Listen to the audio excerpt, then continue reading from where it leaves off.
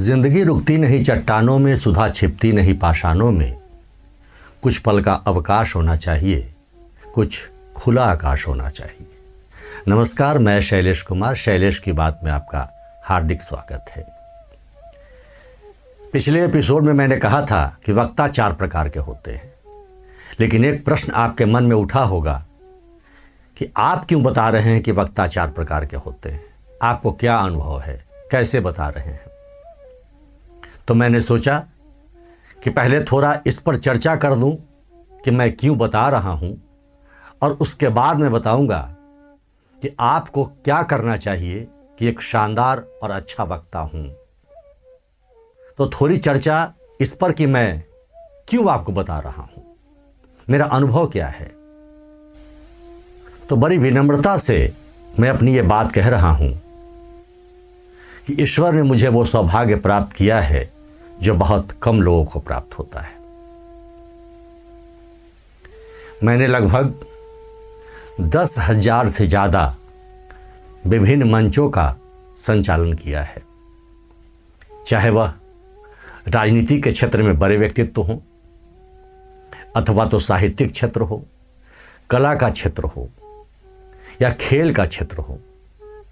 सभी क्षेत्रों में लगभग मैंने मंच संचालना कार्य किया है। और बहुत लोग कहा करते हैं कि आप एक संचालक नहीं हैं, संचालक से ऊपर कुछ और हैं। यानी कहने का अर्थ उनका यह है कि आप एक वक्ता की श्रेणी में आते हैं। सबका स्नेह है, सबका दुलार है। महामहिम राज्यपाल हों, मुख्यमंत्री हों या ऐसे बड़े शख्सियतों का लगभग मैंने सैकड़ों कार्यक्रम संचालन किया है। और आप जानते हैं इस क्षेत्र में, यानी कि बड़े पदों पर जो राजनीतिक के क्षेत्र में पदस्थापित होते हैं, चाहे वह राज्यपाल हों, मुख्यमंत्री हों या और जो भी लोग हों, उनके कार्यक्रम में एक विशेष प्रोटोकॉल का पालन किया जाता है। उसके संचालन की शैली थोड़ी भिन्न होती है, जिसका सौभाग्य मुझे प्राप्त हुआ है। कला के क्षेत्र में अगर बड़े सितारे, जिन्हें लोग वर्षों वर्षों तक याद रखेंगे, उन कलाकारों के साथ भी मुझे मंच साझा करने का मौका मिला है। जिन लोगों के साथ महज एक तस्वीर के लिए लोग बेचैन होते हैं, उनके सानिध्य में मुझे ईश्वर ने खड़ा किया है। चाहे वह अनुराधा पौडवाल हों, अलका याग्निक हों, कुमार सानू हों, जावेद अली हों, साधना सरगम हों, हिमेश रेशमिया हों, पंकज उधास हों, अनूप जलोटा हों, शब्बीर कुमार हों, उषा उत्थुप हों,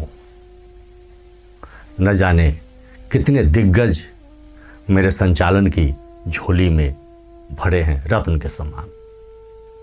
और जो नए लोगों की पसंद है आज के युवाओं की, उसमें हंसराज रघुवंशी, अमित मिश्रा जैसे बड़े नाम का भी मैंने संचालन किया है।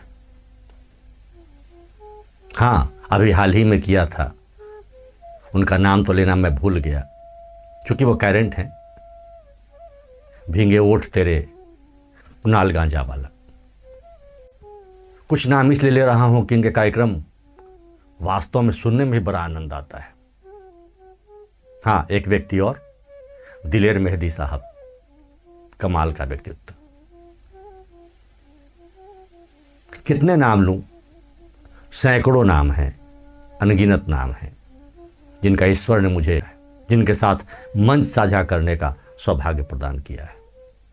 अब साहित्य के क्षेत्र से आए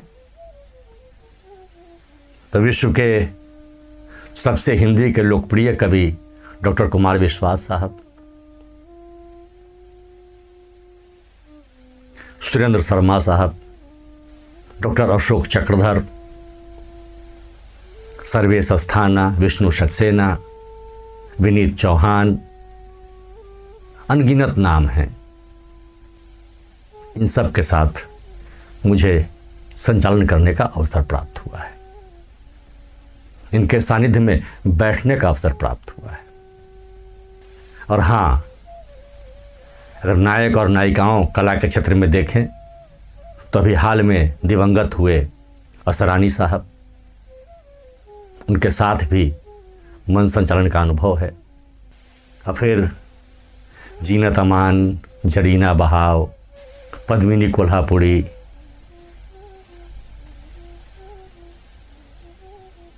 ढेरों सारे नाम हैं।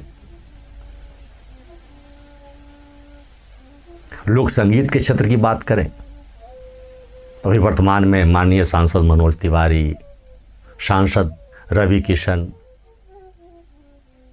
मालिनी अवस्थी जी, कल्पना पटवारी जी, देवी, और हाँ, पवन सिंह भी,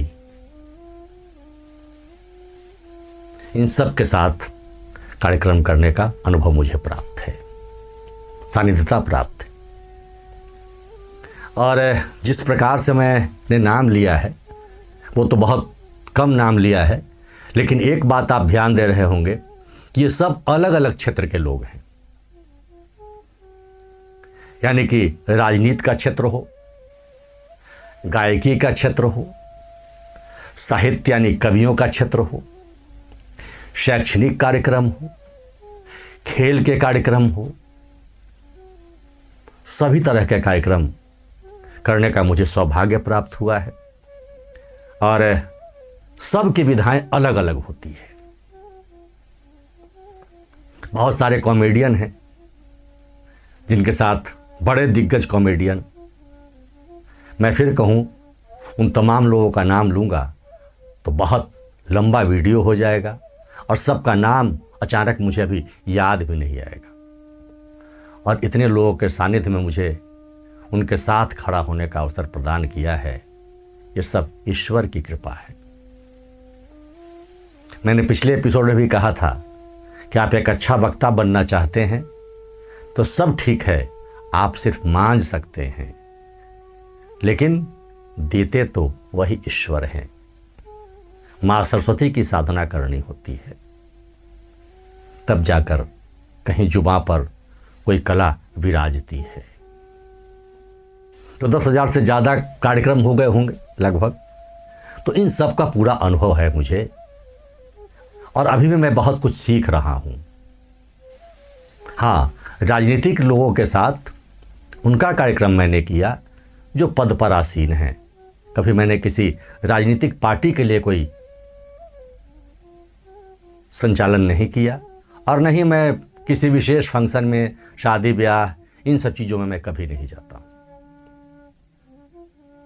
मुख्य साहित्य और शैक्षणिक, ये दो मुझे बहुत प्रिय हैं। लेकिन कलाकारों के साथ तो एक अलग आनंद है, और सब में टोन चेंज करना पड़ता है, सबकी शैली अलग होती है। इसीलिए आप जब वक्ता बनना चाहते हैं तो आपको भी एक निर्णय लेना होगा कि आप किस क्षेत्र में जाना चाहते हैं। मैंने पिछले एपिसोड में कहा है वीडियो में कि वक्ता 4 प्रकार के होते हैं मूलतः, आप देख सकते हैं जाकर। तो सबसे पहले आपको डिसाइड करना होगा, सबसे पहले निर्णय लेना होगा कि आप बनना किस तरह का चाहते हैं, कौन से वक्ता बनना चाहते हैं। आपको नेता बनना है, आपको साहित्य के क्षेत्र में जाना है, आपको कला के मंच पर जाना है, किस प्रकार के वक्ता होना चाहते हैं, पहले वो निर्णय करना होगा। यह तो ईश्वर की देन होती है कि बहुत सारे लोग विभिन्न क्षेत्रों में सामंजस्य बिठा लेते हैं, लेकिन कोई एक विशेष जोन होता है। जो लोग ऑर्केस्ट्रा में या उस तरह के कार्यक्रम किया करते हैं शादी ब्याह में, उसका भी एक जोन है, वो भी अपने आप में एक महारत रखते हैं। बहुत सारे लोग इंटरटेनर होते हैं जो स्टैंडिंग कॉमेडियन या उस तरह की बात करेंगे जिससे लोग हल्के फुल्के ढंग से हंसते हैं, एंजॉय करते हैं, उसका एक अलग जोन है। साहित्यिक व्यक्तियों का एक अलग जोन है। सबके अलग अलग मापदंड हैं और सबका एक तरीका है। तो सबसे पहले वो डिसाइड करें। इसके बाद जब आपने मन में ठान लिया तो सबसे पहला प्रश्न आता है कि बोलना शुरू कैसे करें। लेकिन ये इस प्रश्न से पहले मैं एक बात और बता दूं कि बोलना शुरू कैसे करें वो तो मैं बताऊंगा अपने अनुभव से, लेकिन बहुत लोगों को बोलने के लिए खड़ा होना नहीं आता, बैठना नहीं आता। आपको शुरुआत वहां से करनी होगी। पहले मिजाज बनाना होगा, बॉडी लैंग्वेज को फिट करना होगा, और जब तन उसके लिए तैयार होगा फिर मन को तैयार करना होगा, और जब मन तैयार होगा तब फिर वाणी की ओर बढ़ना होगा। और एक बात हमेशा ध्यान रखें, करत करत अभ्यास के जड़मति होत सुजान, रसरी आवत जात ते सिल पर परत निशान। एक दिन में नहीं सधता। एक ही शब्द 2 बार बोली जाए, 4 बार बोली जाए, उसका एक फ्लेवर अलग होगा, और उसी शब्द को अगर 2000 बार बोली जाए तो उसका फ्लेवर अलग होगा, एक छोटा शब्द का भी। इसीलिए एक प्रकार की साधना है, लेकिन साधने का अगर आपने ठान लिया है तो कोई इससे रोक भी नहीं सकता। तो बोलना कैसे है, शुरुआत कहां से करें? तो शुरुआत यहां से करें कि सबसे पहले कुछ भी बोलना शुरू करें।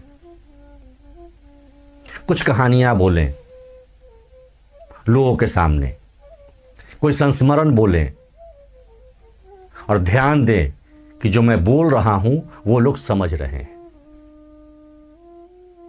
पहला प्रयास यहीं से शुरू होना चाहिए।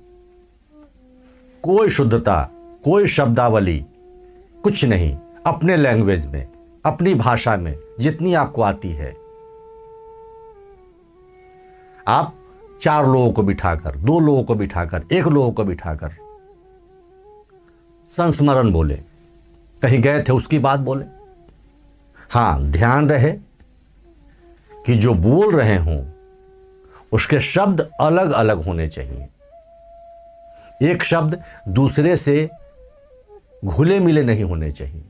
यानी कि हर शब्द आप जो बोल रहे हैं वह सामने वाले को पता चले कि यह शब्द कह रहा है, यह बात कह रहा है। पहला ध्यान यह रखना है।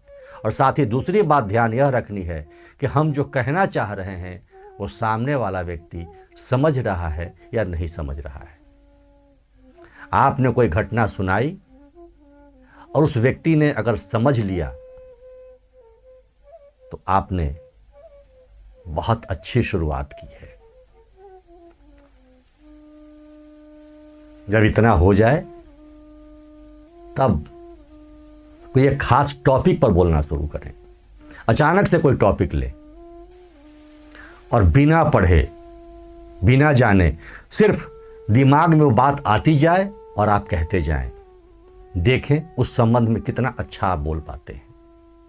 एक दिन में नहीं होगा, आगे चलकर होगा।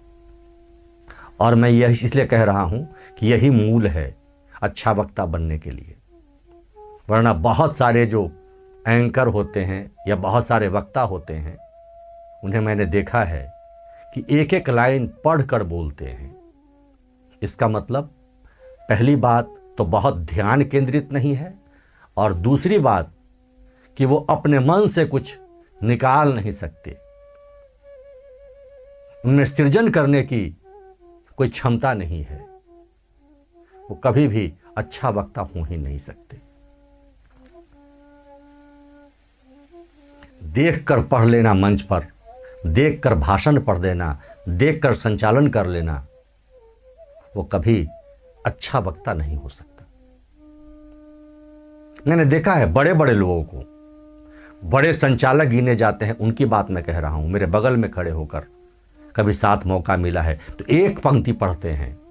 मैं माननीय मुख्यमंत्री महोदय से आग्रह करता हूं कि आप आएं और हमें संबोधित करें।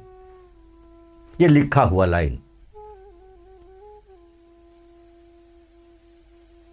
तो सारा ध्यान उस लिखे हुए लाइन पर है, तो आपके शब्दों में वजन कहां से आएगा? माननीय मुख्यमंत्री महोदय को आमंत्रित कर रहे हैं, वो भाव कहां से आएगा? या फिर आप कोई एक्स्ट्रा शब्द जोड़ कैसे सकते हैं, अतिरिक्त शब्द कैसे जोड़ सकते हैं जो आपके मन में हो, क्योंकि आप लिखित पढ़ रहे हैं। इसलिए पहली बात, कुछ सुनाना शुरू करें। दूसरी बात, बिना लिखित जो आपके मन में आता हो वह सुनाने का प्रयास करें। फिर धीरे धीरे ये बातें आगे बढ़ेगी। हाँ, जब ये बोलना शुरू कर दें तो खड़ा कैसे होना है, माइक कैसे पकड़नी है, बहुत लोगों को माइक भी नहीं पकड़ना आता। उन सब वीडियो को अगर आप कहेंगे तो मैं आगे के एपिसोड में, आगे के वीडियो में ज़रूर बताऊंगा। फिलहाल पहले वीडियो में मैंने बताया, इससे पहले वाले में वीडियो तो मैंने बहुत डाला है बहुत टॉपिक पर, लेकिन इससे पहले वाले वीडियो में जो मैंने कहा कि वक्ता 4 प्रकार के होते हैं, तो आप कह सकते थे, बहुत लोगों ने कहा कि आप कौन हैं, जो लोग नहीं जानते, या मुझे क्यों सुने। इसलिए मैंने थोड़ा परिचय दिया, बाद में मैंने ये सारी बातें कही। आगे आपके आदेशानुसार हम वो तमाम बातें, बारीकियां बताएंगे जो मेरे अनुभव में है। अच्छा वक्ता कैसे बने, मन में ठानिए।